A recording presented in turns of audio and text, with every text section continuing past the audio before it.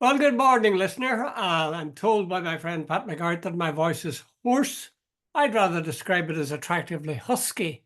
But in any case, this is a Monday morning, and we are going to bring in all the news that's fit to speak. I suppose you wouldn't say the news is fit to print. News is fit to speak. We will speak it. Yeah. How are you this morning, Pat?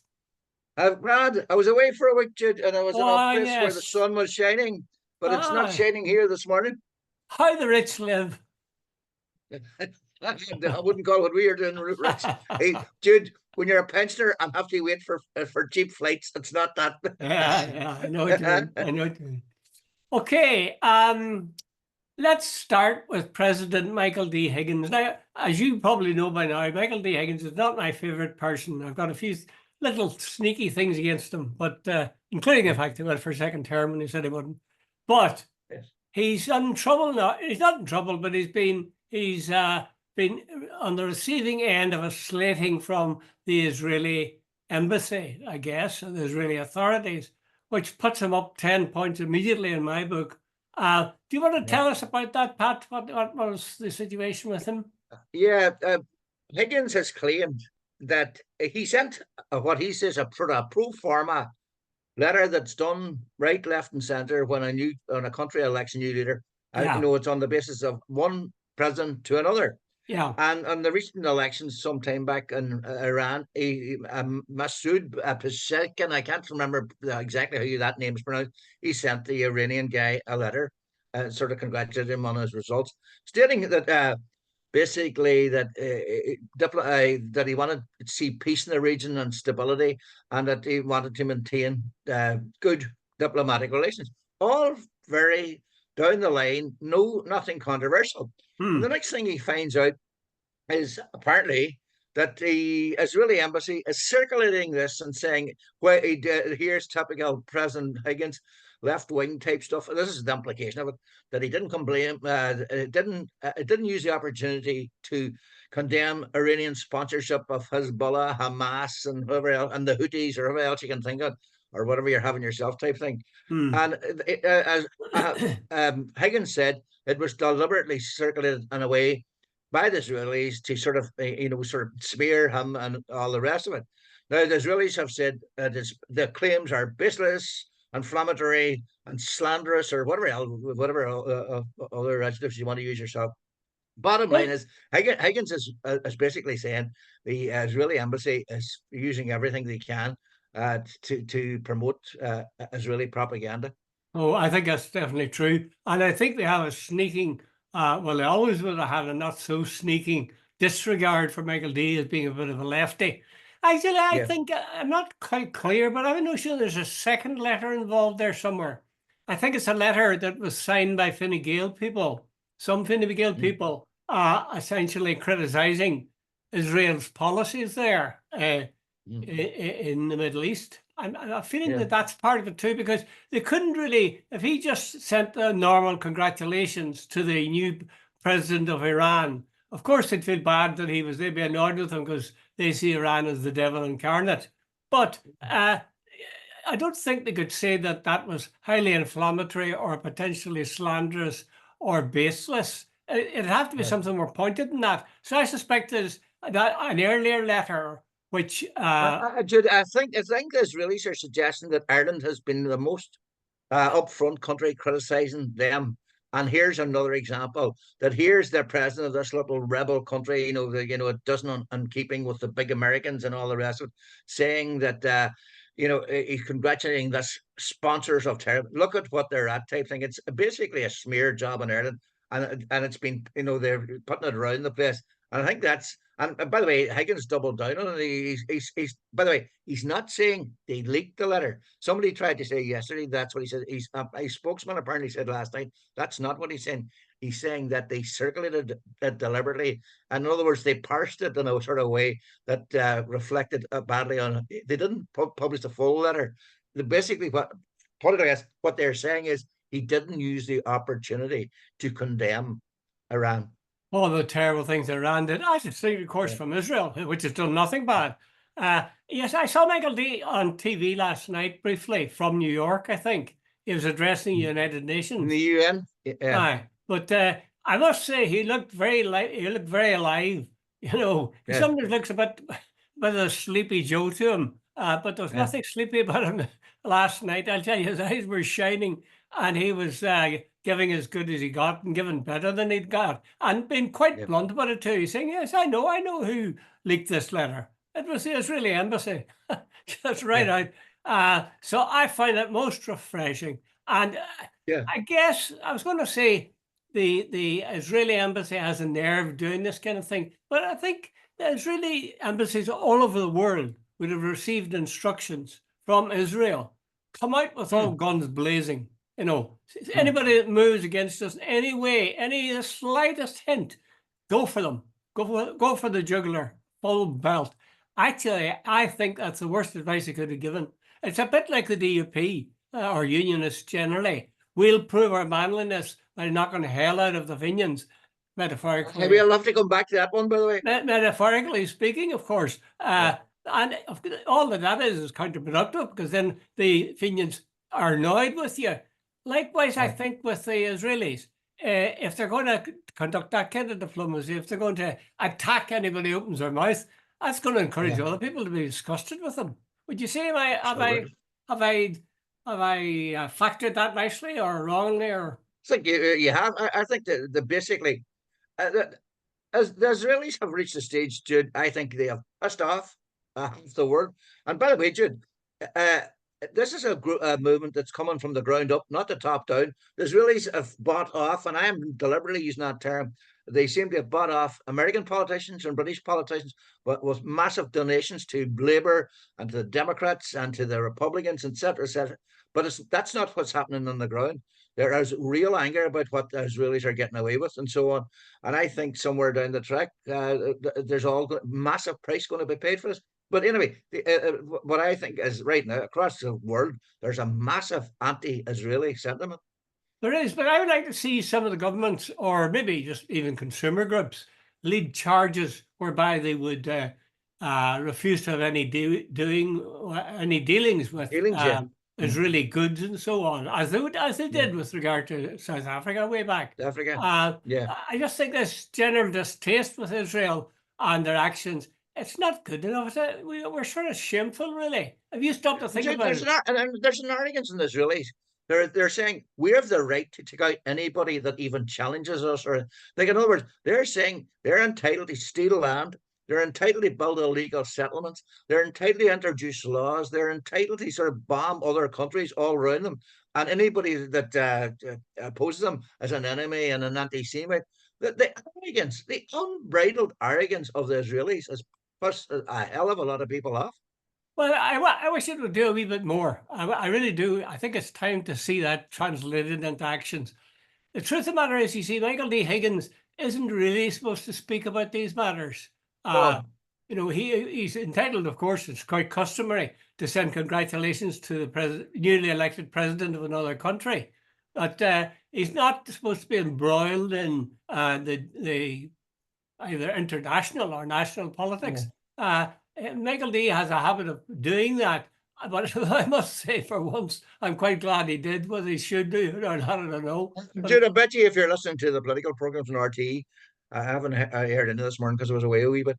They'll be the primary thing is here's this president using he shouldn't be speaking out. That is the job of the government, and he has no function on policy, etc., etc., etc.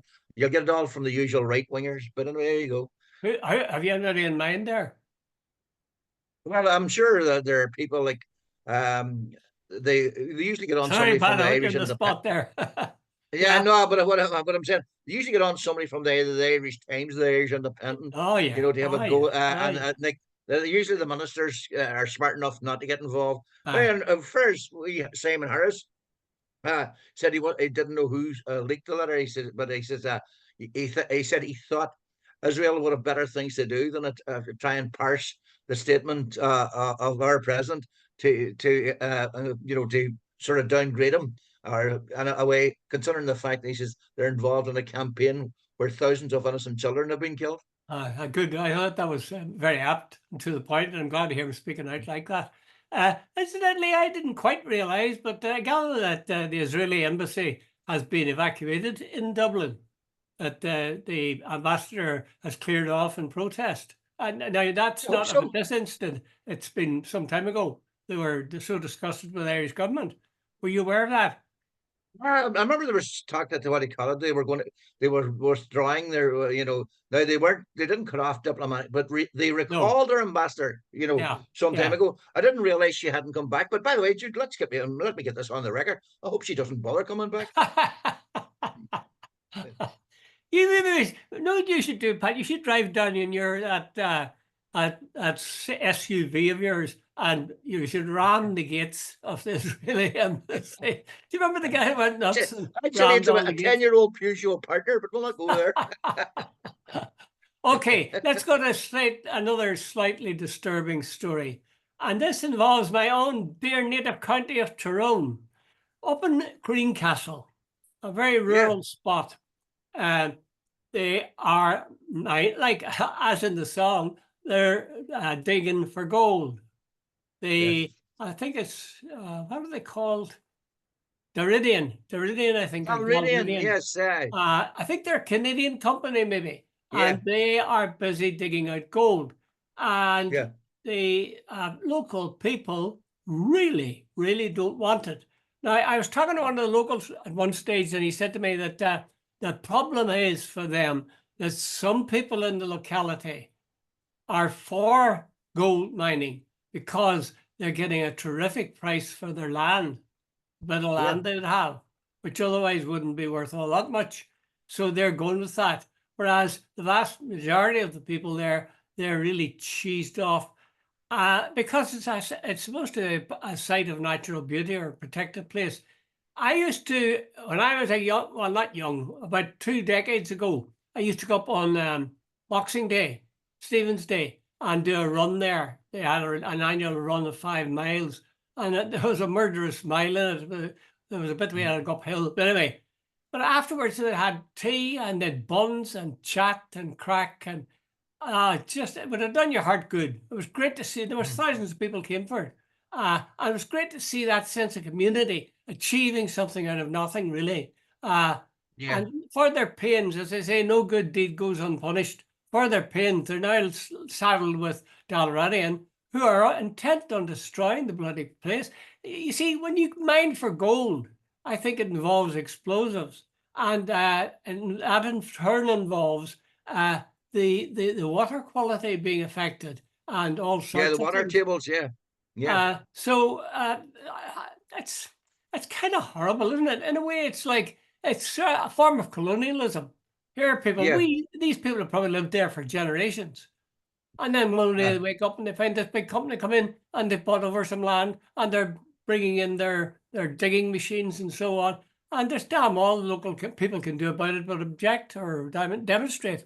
I'm Jude, wondering who the bloody politicians are there that they're not doing something. but hold on, Jude. What you just said reflects to me a total. It's a mirror image of what went down. Remember when Shell down in Mayo, Oh, uh, yes, the Shell to the Sea. Shell to Sea campaign.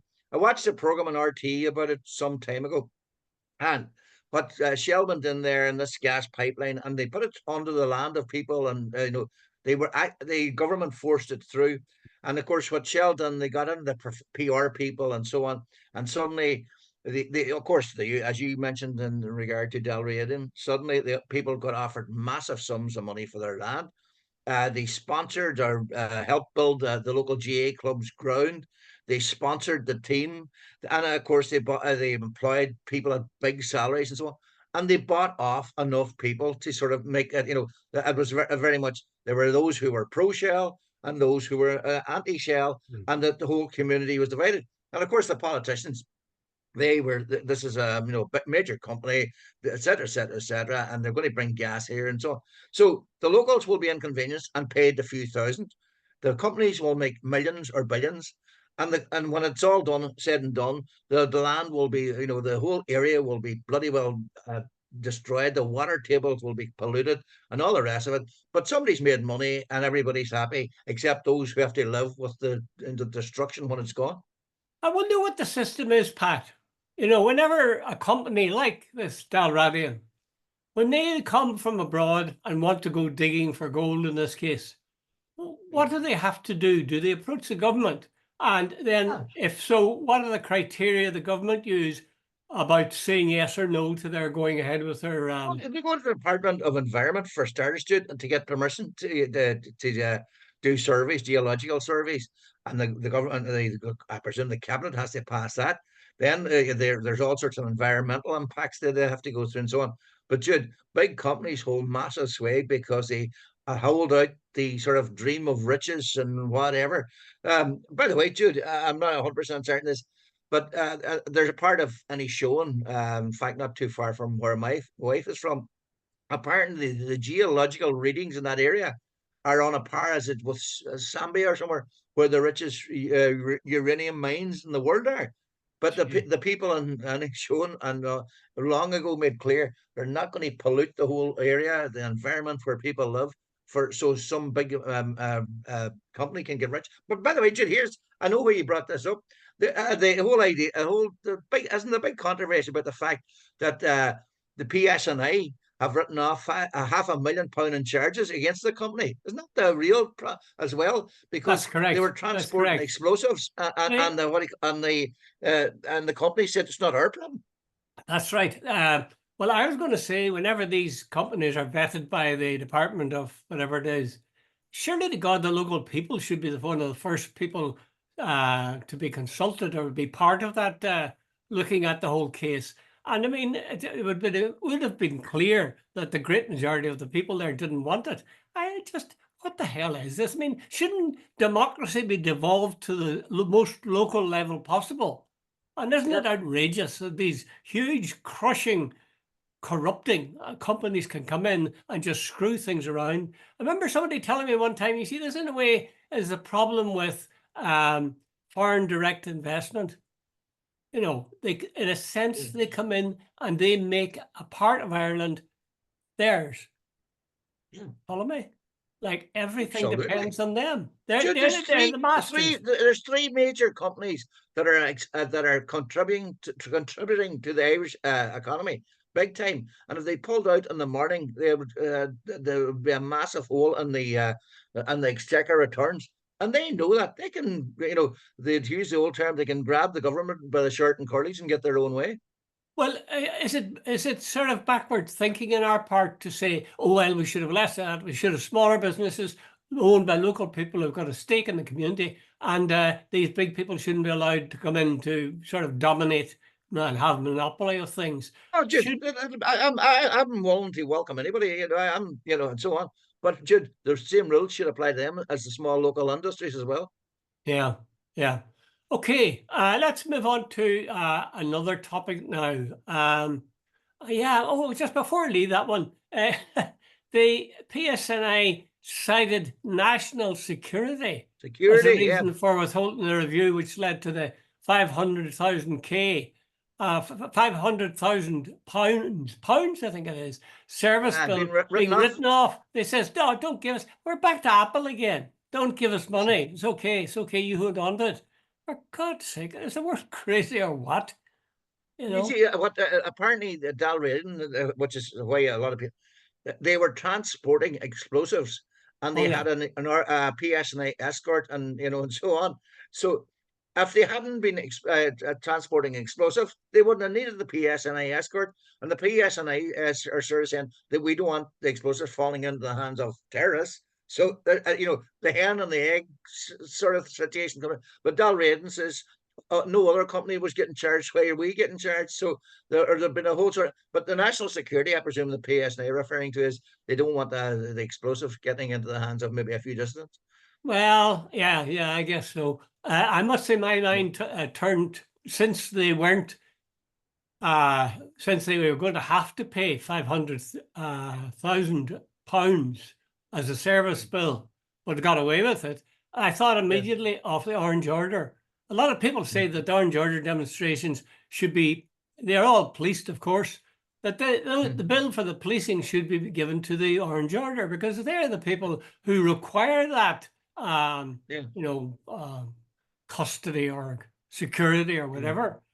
Would you agree that they're responsible there? Well, I presume don't Manchester United pay for the security of the Yeah, police? yeah, that Yeah, always yeah, happens. yeah. Yes, all those big Always teams. happens. Yeah, and like some of the orange marches where they want to go through nationalist areas, they should certainly pay for them. Hmm. Yeah. Okay. Okay. Let's Good. go to Can another. you move you on? I saw a wee bit about Gavin Robinson Oh and the yes. DUP, the new approach. What do you make of that? Oh, well, they're saying that if Gavin Robinson needs to test the DUP's ability to change, I think it's an article. I'm not sure whether it's by Lee Reynolds or by somebody else, uh, in the Irish News, and they're saying that the DUP has had poor election results. There's an awful lot of upheaval because of Jeffrey Donaldson's situation. The ranks of the unionism's largest party are pretty fretful at this stage. And they say that Lee Reynolds, who's a sort of a eminence grise, a guy who's in charge and He was a former calls the shots, Spanish. Is there sort of election guru and the marketing big guru brain, allegedly? Yeah, the big yeah, brain that runs things. He says that they need to set out a succession system. I presume it means by that how a new leader will be yeah. elected or put in place. And on the other side of that, of course, being rules regarding how the present leader might be removed. Right. Secondly, he's suggesting even rebranding, maybe a new name, perhaps, for the DUP. And I heard John Tong on this morning, and he made reference to the DUP as a disturbingly upset party, I think, or something like that. But anyway, I think because they say if something isn't done, the DUP will find itself going the route of the UUP. Do you think he's made a fair case there? Absolutely, Jude. No, I just saw a wee bit Jude, last night. The DUP have dropped what 5 seats. There's 3 seats. They're down to five now, aren't they? They were eight at Yeah, Westminster. Yeah, the handling of the whole Brexit thing was an absolute disaster. From right, then they had three leaders in 14 months or something. yeah, You know, and in a way, I think the DUP brand has almost become toxic because there's even within now it's toxic a lot in the nationalist community because it's just stood for years for bigotry and sectarianism. But I think it's become it's in the unionist community it's almost toxic because it's incompetence and it's arrogance. yeah, It took a lot yeah. of people for granted. So it's going to be interesting. I think Lee Reynolds, by the way, Judy wasn't writing in the Irish News. He was writing in, I think, one of these sort of unhouse magazines called Oh, The I Critic, see. Okay, yeah, and where he said all these things that are needed. That he says it was an almost apocalyptic result, and so on. And Gavin Robinson's basically saying we have to unite. But Jude, I always laugh when I hear unionists talking about unity. They hate mm, each other far more than they love each other. Like yeah. Jimmy Bryson, at the first sign of saying, "Look, we need to get nationals on board," Lundy comes out the term, and they would knife each other. Now Jim Allister, as far nearly hates the DUP more than he hates Sinn Féin, and that's saying something. Yes, it is indeed. Uh, yeah, I wonder if we're overstating the case, though, despite all the things that have gone against them, the smaller number of representatives they returned in the last election, Jeffrey Donaldson's spectacular fall from grace. Mm. Despite that, they're still got 5 seats. I mean, that's no Yeah, small achievement. It's. I heard a woman on this morning, and if you'd listened to her and that alone, you would have said the DUP's finished. Because she sounded like a kind of an ordinary woman, but she rang into the Nolan show, and boy, was she hopping. She yeah. just didn't stop at calling people deceitful or double Yeah. dealing or talking out of the corner of the mouth. She insisted. She says they're liars. They lied to us about the Windsor Protocol. They told us Mm. lies, and on the basis of Mm. that, I'll never vote. So on. So I wonder how widespread that feeling is, where people are saying, "Listen, these guys are just a bunch of liars." That's the way she was putting it. Jude, right? Do you remember what was the sixth test? Or was the seventh test of the for the Brexit? Right. Jude, How did I remember remember looking at them? it? Yeah, I don't. It's the sixth test. And I remember when I heard them first, I read them. I thought the arrogance is unbelievable. We're not going to move until we get. In other words, I was like the end tail of a wee dog saying, "I'm going to wag this big dog." There was no Jeffrey Donaldson sort of thing. And they kept the assembly, and look, they achieved nothing. And I think your woman's right. They did lie left and center. They were saying they were going to get this, they were going to get that. They didn't. And look at the trail of destruction they've left behind them. Waiting lists in the hospital, by far the worst in the United Kingdom. Cutbacks right, left, and centre. They say they need what was it, the former minister Swan said it needs at least 600 million more, at least 600 million, and everybody else. And Jude, every local organisation is saying we've no money.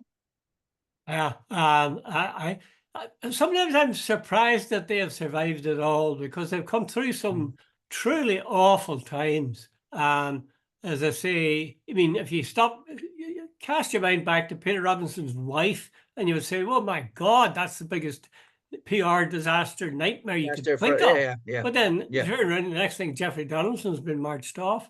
So it just seems to be one thing after another.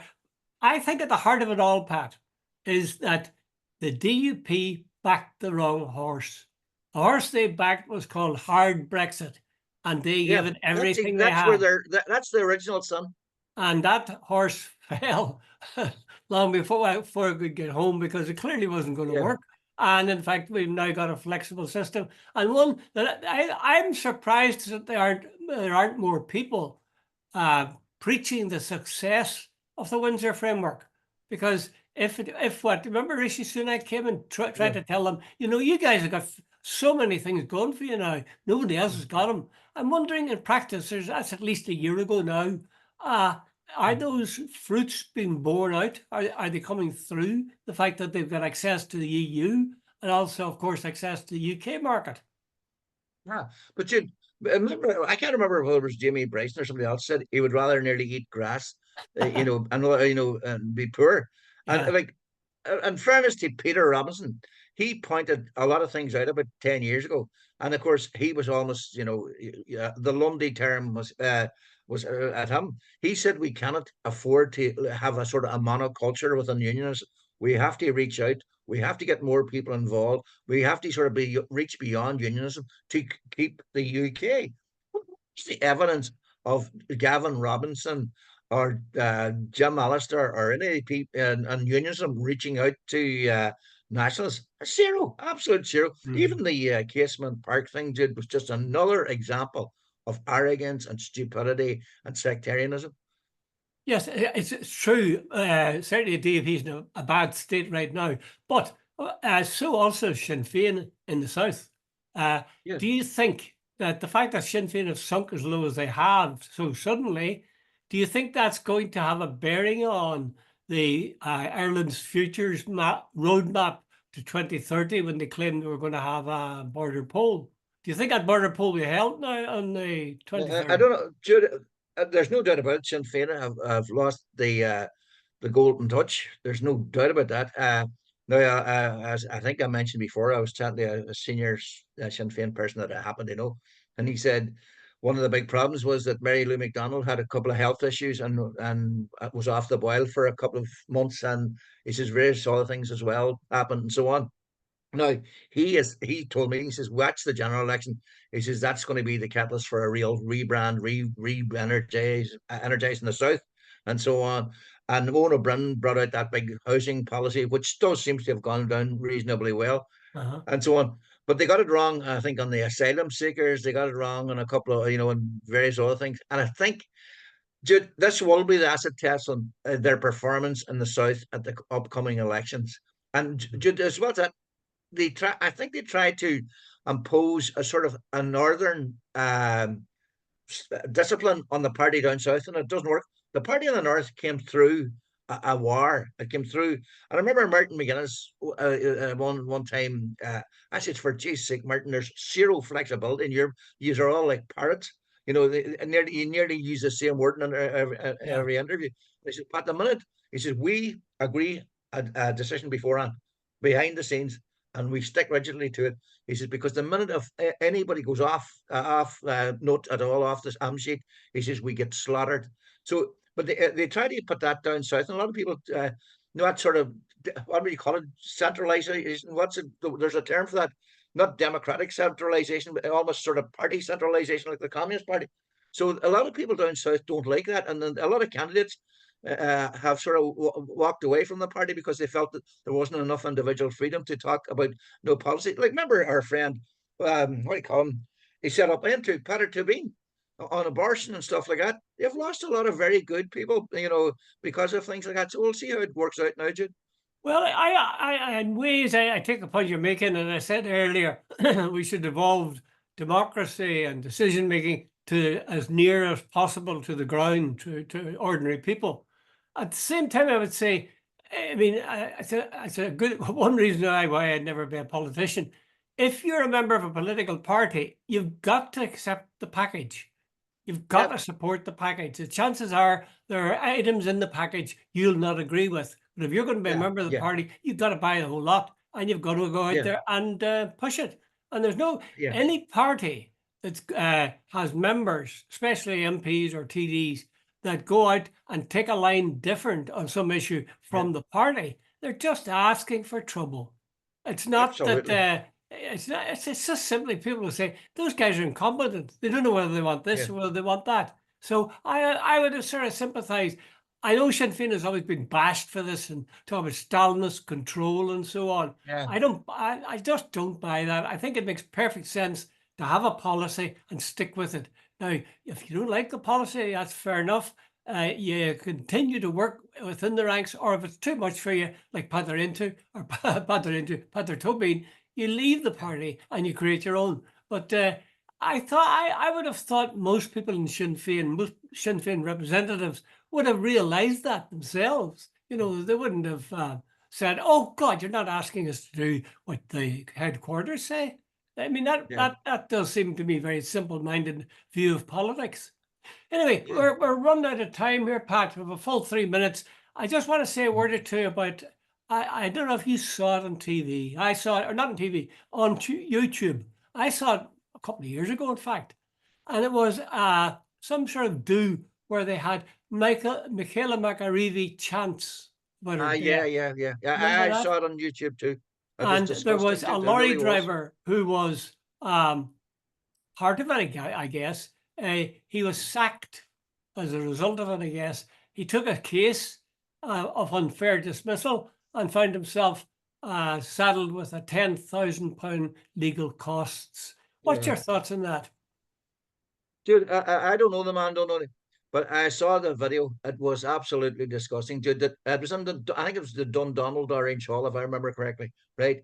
And they were singing, and this guy, I think his name was McDade, Dade, live streamed it. Whether he meant it or didn't mean it, dude, the thing went out after it went out. He worked for a company, I think in Portadown, whose name I don't recall. They sacked him. He didn't dispute his sacking, but then he took an unfair dismissal case where Jamie Bryson was his representative. What a success rate that is. But anyway, he took an unfair case, and the panel said he hadn't a case at all. And now apparently he's 10,000 quid in debt. In fact, the company are saying they want their money. Yeah. Actually, I think Jimmy Bryson was originally his representative, I got but then he offside came then, off or left. I don't know July what the 24 or background something there like is. that. But yeah, I wonder, is that, you see, like you, I was disgusted when I saw that, but maybe is that the equivalent of ooh up the ra to unionists? No, Jude. No, No? Jude. No. I was even listening to a thing about the about a podcast about that, and the boys from the Wolf Tones. Jude, this was about the murder of a young girl who had no politics, no nothing. Well, her father was the GA. Right, but Jude, This wee girl, I'm she was murdered on her honeymoon. She was not an IRA. She was not a politician. She wasn't anything. She was a school teacher. Yeah. Yeah. It was a pretty awful sort of a thing, and it's very hard to forgive anyone who would mock that sort of thing. Although it is the truth that people, when they get the doors closed, Well, it's everybody because says she things was they a would never nationalist and say her in father was public. in the GA. That the only reason is Mickey Hart. Her father was a GA, so that was sectarianism. Yeah. Well, that's very gloomy note which to end, Pat. Yes, Have absolutely, you Jude. ordered up the sunshine for later today? This Yeah, later afternoon, say? today, Jude. I was looking at Jude. As I said, I'll start as I finished. Uh, Left Spain yesterday, 30 degrees. I'd say it's about 3 out there, but or okay. 13. Consolation, Pat. Did you see the game between Man City and? I was listening to it on the radio. I flew into Knock, and It it was what was a game. It was a cracker, right? Uh, That's the 18th minute of extra time or something like aye, that. I loved it. I uh, loved it. And it was pouring